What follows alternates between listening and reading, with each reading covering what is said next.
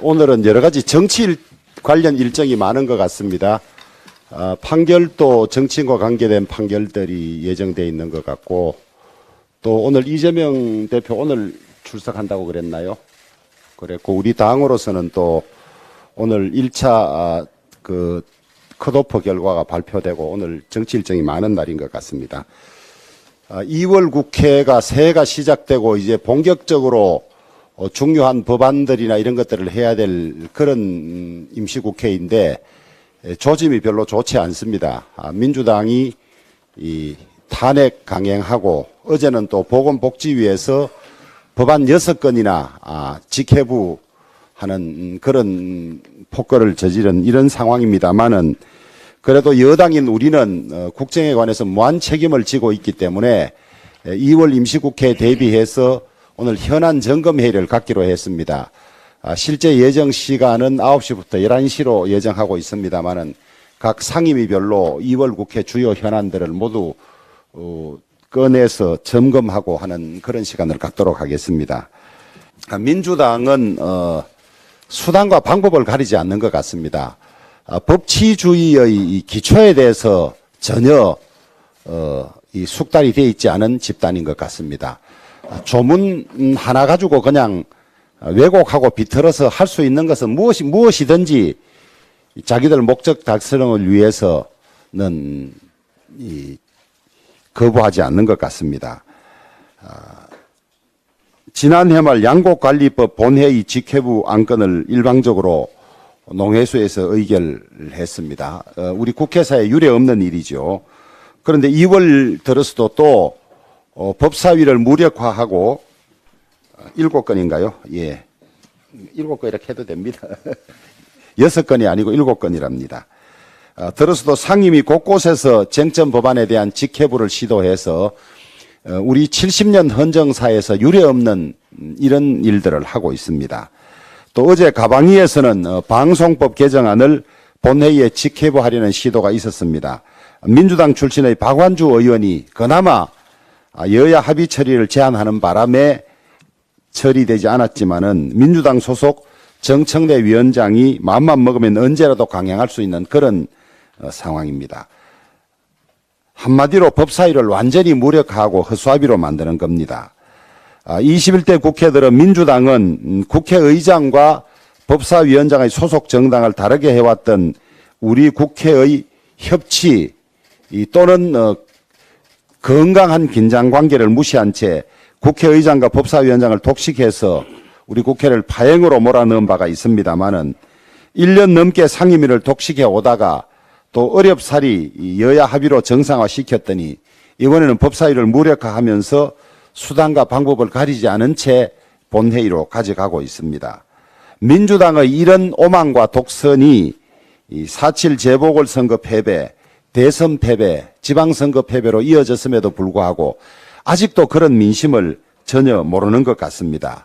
계속 이런 식으로 폭주를 일삼는다면 국민들은 내년도 총선에서 민주당을 소수 정당으로 전락시키고 민주당의 권한을 완전히 박탈할 것이라고 확신합니다. 어제 지난 8일 북한의 열병식은 벌써 5번째 치러진 야간 열병식으로 대륙간 탄도미사일 화성 17형, 고체 신형 ICBM, 북한판 이스칸데르 KN-23, 4연장 단거리 지대지 미사일, 이동식 발사 차량 등 사상 최대 수준의 미사일을 대거 등장시키면서 무력을 과시했습니다. 한마디로 이번 열병식은 핵무장과 4대 세습을 결합한 전대미문의 사회주의 전제군주 체제 구축을 선전하는 거대한 쇼였습니다. 북한은 조만간 정찰위성 발사와 7차 핵실험을 앞두고 이번 무력 시위를 통해서 대남, 대미 대결 국면을 이어가겠다는 뜻을 거듭 분명히 했습니다. 이런 핵무장 가시와 세습 정당화 뒤에는 헐벗고 굶주린 주민들의 고통과 불만이 있습니다. 최근에는 생활 수준이 높은 편이라는 개성에서도 하루 수십 명씩 굶어 죽는 사람이 생기고 있다고 합니다. 이것은 민주당 집권 시인 김대중 노무현 대통령 시절의 대북 유화 정책과 문재인 정권이 지난 5년 동안 북한의 가짜 평화쇼에 속아서 허송세월을 보낸 참담한 결과입니다. 북한의 핵미사일 개발이 완성 단계에 이르러 대한민국은 물론 일본, 미국의 안보까지 위험에 처하게 됐습니다. 사회주의 전제군주 체제가 인민을 굶겨 죽이며 한반도와 동북아시아의 평화를 위협하는 이 기막힌 현실 앞에서 문재인 대통령과 민주당은 양심이 있다면 일말의 책임을 느끼고 지금이라도 반성과 참회록을 써야 할 것입니다. 오늘 10시에 전당대회 준비 관계 때문에 오늘은 사무총장님이 조금 먼저 발언하시도록 하겠습니다. 예, 민주당이 의회주의 파괴 정당임을 천명했습니다. 기어이 이상민 행안부 장관 탄핵소추안을 본회의에서 통과시킨 것입니다. 이재명 대표 방탄만을 위해 입법권을 남용하며 의회주의 타락의 끝을 보여주고 있습니다. 국민들이 민주당에 범죄 혐의자를 방탄하라고 169석을 만들어줬습니까? 민주당에 압도적 과반 의석을 준 것은 헌법을 수호하고 국회 본연의 임무를 충실히 해 민생을 챙기라는 뜻이었습니다. 그런데 정작 민주당은 걸핏하면 169석의 협박 정치를 일삼고 있으며 헌정 파괴와 민생 파탄을 저지르고 있으니 통탄할 일이 아닐 수 없습니다. 국무위원에 대한 탄핵은 직무집행에 있어서 헌법이나 법률을 위반한 행위가 중대한 경우에만 가능한 것입니다. 중대한 위법 행위가 있어야 탄핵할 수 있다는 점을 명확히 하고 있는 것입니다. 그만큼 매우 신중해야 하므로 장관 탄핵은 헌정사상 단 한 번도 없었던 것입니다. 하물며 이상민 장관 탄핵 소추안은 기본적인 요건이나 법리적인 요건을 모두 무시한 엉터리 탄핵 소추안이고 결국 헌재에서 기각될 것이 자명합니다. 민주당이 이와 같은 사실을 모를 리 없고 명분도 실리도 없는 탄핵 소추안을 밀어붙이는 속셈이 무엇이겠습니까? 오늘 검찰에 재출두하는 이재명 대표에 대한 구속영장 청구 및 국회 체포동의안 표결 가능성에 대비하는 것이며 이상민 장관 탄핵을 정치권 이슈로 부각시켜 이재명 사법 리스크를 물타기 하려는 것입니다. 선전선동 전문정당인 민주당은 국민적 참사를 정치적으로 악용하고 이태원 참사를 안타까워하는 국민들의 마음마저 정치적 선동에 이용하는 악행을 벌이고 있습니다. 민주당이 누가 봐도 지나친 이런 무리수를 두는 속내는 분명 딴 데 있습니다. 탄핵 이슈로 국정을 흔들고 대장동 의혹과 상방울 불법 대북 송금 등 날로 커지는 이재명 대표의 사법 리스크에 맞불을 놓겠다는 것입니다. 지난 대선 국민들은 민주당 정권을 심판하고 윤석열 정부를 출범시켰습니다. 하지만 민주당은 대선 결과에 철저하게 불복하고 있습니다. 윤석열 정부가 추진하는 국정과제 법안, 민생법안은 통과시키지 않고 민주당이 원하는 악법은 날치기로 강행 처리하는 의회주의 파괴를 일삼았습니다. 국정 발목 잡기를 넘어 국정 발목 걷기를 서슴지 않고 있는 것입니다. 민주당은 오로지 이재명 한 명을 지키기 위해 정치를 타락시키고 있습니다. 민주의 허울을 선 의회 독재의 모습만 보일 뿐입니다. 기소가 초읽기에 들어간 당대표의 범죄를 비호하겠다고 국정 발목을 꺾으려는 민주당은 지금 완전히 이성을 잃었습니다. 민주당이 의회 민주주의를 파괴하는 막장 정치를 멈추지 않는다면 다음 총선에서 반드시 부메랑이 되어 민주당을 향해 직격할 것입니다. 민주당에 다시 묻습니다. 민주당이 백날 이런 무리수를 둔다고 이재명 대표의 혐의가 없던 일이 되는 것입니까? 이재명 대표의 있던 죄가 없어지는 것입니까? 오히려 국민들은 도대체 무슨 죄를 얼마나 지었길래 이렇게까지 하는가라며 진실규명에 더욱 촉각을 세우고 주시할 것입니다.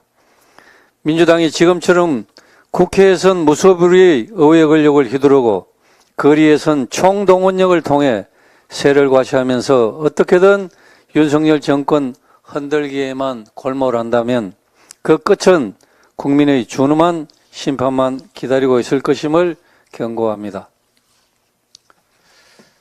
다음은 튀르키예 지진과 관련해서 한 말씀 드리겠습니다. 튀르키예에서 일어난 지진으로 인한 사망자가 2만 명을 넘어섰다고 합니다.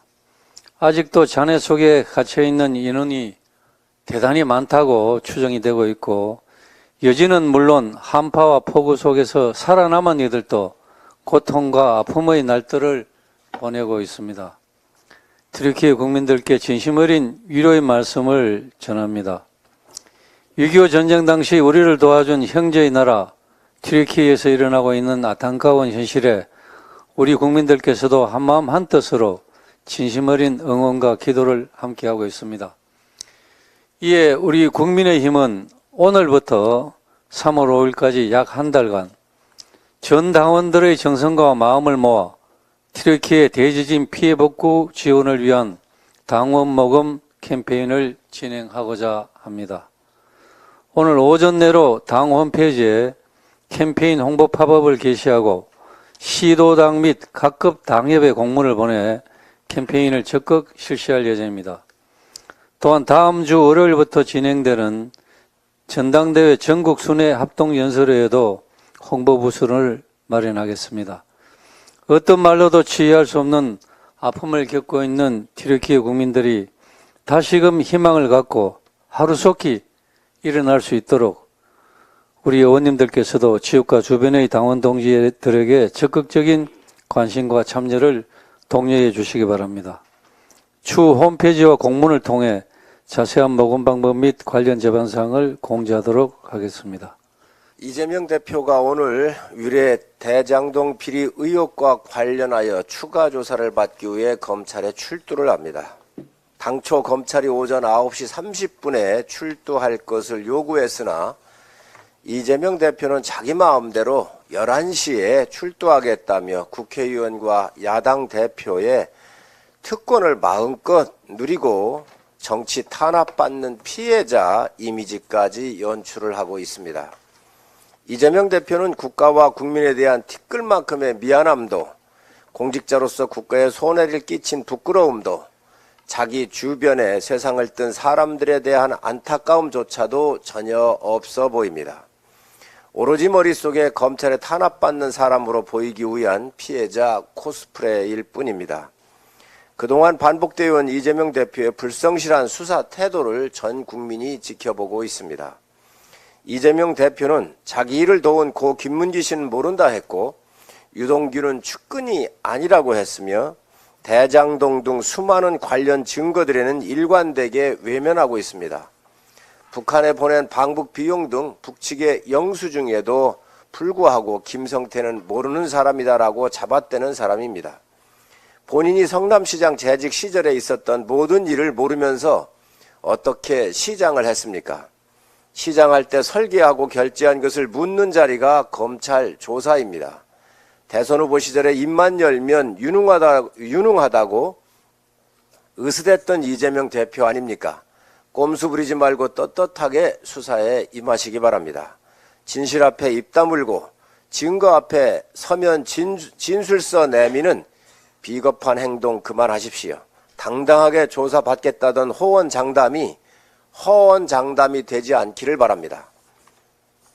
3월부터 저신용, 저소득, 취약, 차주를 대상으로 최대 100만 원 신속 지원하는 긴급 생계비 대출을 출시를 합니다. 저신용 연체자, 무소득자 등 기존 정책금융 제외 대상도 모두 포함되며 신청 당일 최대 100만 원까지 지원을 받을 수 있습니다. 최대 1,000억 규모로 최소 10만 명께 도움이 될 수 있을 것으로 보입니다. 하지만 대출 한도나 금리가 실제 이용하는 분들에게 실효적인지 다시 한번 검토를 해야 합니다. 긴급 생계비 대출 금리가 15.9%입니다. 100만 원이 급해서 대출받는 분께 한 달 이자를 약 1만 5천 원을 내라는 것인데 더 낮춰야 할 필요가 있습니다. 더 많은 국민들이 정말 긴급한 경우 불법 사금융이 아닌 정책금융의 도움을 마음 편히 받을 수 있도록 확대하기 위해서는 은행권의 출연을 통한 재원 마련이 필요합니다. 은행권이 이미 취약계층 지원을 위해 3년간 5천억 원을 조성하여 사회공헌기금 사업에 나서기로 한 것은 높이 평가합니다. 하지만 국민, 신한, 하나, 우리 등 4대 시중은행이 지난해 이자 이익이 30조 원이 넘고 순이익만 16조 원이 넘는다는 언론 보도가 있었습니다. 은행권은 세계적인 금리 인상 기조에 맞춰 대출금은 빠르게 올리면서 예금금리는 가까스로 인상하는 등 예대 마진을 지속적으로 추구해왔다는 지적도 끊이지가 않았습니다. 은행권이 사회환원의 진전성을 인정받기 위해서는 금융권의 막대한 수익에 걸맞는 규모의 사회공헌 사업이 이루어져야 합니다. 금융권이 금융 취약계층에 지원하는 것만큼 중요한 사회공헌 사업이 어디 있겠습니까? 돈 100만 원 없이 고리대금 업자에게 인생을 저당 잡히는 고리를 금융권이 끊어줘야 합니다. 15.5%의 고금리로 어려운 분들의 이자의 늪으로부터 구해드려야 합니다. 국가 경제와 국민에 대한 사회적 책임을 다하는 따뜻한 금융의 모습을 보여주시기를 진심으로 당부합니다. 하나 더 있어요. 조 바이든 미국 대통령이 국정연설을 통해서 미국의 도로, 다리, 고속도로는 미국의 제품으로 만들어질 것이라며 향후 바이 아메리칸 정책 강화를 예고를 했습니다. 미국뿐만 아니라 유럽과 일본, 중국 등 주요 국가들은 치열한 경제 패권 전쟁에서 살아남기 위해 자국 산업의 정책적 지원을 아끼지 않고 있습니다. 대한민국도 이러한 경쟁에서 뒤처지지 않기 위해서는 민관이 합심하여 치밀하게 대응 전략을 모색해야 합니다. 또한 국회는 정부의 첨단 산업 육성과 기업 경쟁력 강화를 위한 제도 마련을 위해 여야가 힘을 모아야 합니다. 특히 반도체 설비 투자 세액공제 상향 조정 등 국회에서 계류 중인 법안을 무엇보다 서둘러 통과를 해야 합니다. 이 법안을 발목 잡는 것은 정쟁을 위해 국익을 포기하는 것임이 바이든 대통령의 국정연설로 더욱 분명해졌습니다. 민주당은 이재명을 위한 원팀이 될 것인지 대한민국을 위한 원팀이 될 것인지 판단해야 할 시간입니다. 반도체가 어닝 쇼크를 일으키고 국제 수지가 빨간불이 들어왔습니다. 대만의 TSMC가 일본의 대규모 반도체 공장을 짓고 있습니다. 미국은 설계, 일본은 부품, 대만은 생산하는 공급망 구조를 갖추며 대한민국은 반도체 위기를 맞고 있습니다. 시간이 없습니다. 국제 경쟁력 확보와 지속적 발전을 위해서 다급한 법률들이 쌓여 있습니다. 민주당 의원님들 도와주십시오. 미래를 위해선 정쟁을 멈춥시다. 윤석열 정부는 국민이 선택한 정부입니다. 일할 수 있도록 도와주실 것을 간곡히 호소합니다.